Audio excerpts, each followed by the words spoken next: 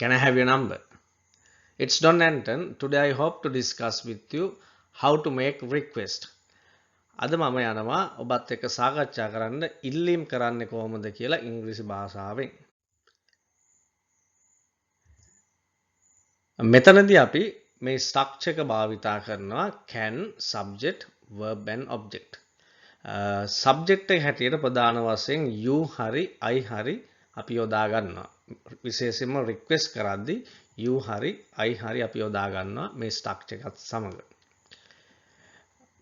අපි පළමුවෙන්ම බලමු මට වතුර වීදුරුවක් දෙන්න පුළුවන්ද කියලා කොහොමද ඉංග්‍රීසි භාෂාවෙන් අහන්නේ කියලා.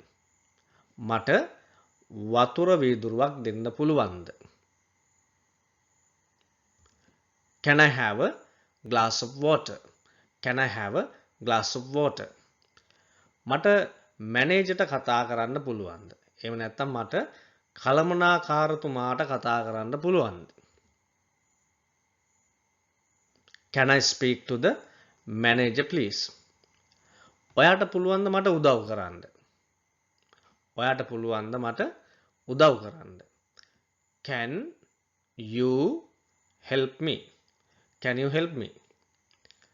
ඔයාට පුළුවන්ද මට මෙසේජ් එකක් එවන්න? ඔයාට පුළුවන්ද මට මෙසේජ් එකක් එවන්න? Can you text me? Can you text me? Or you can say, can you send me a message?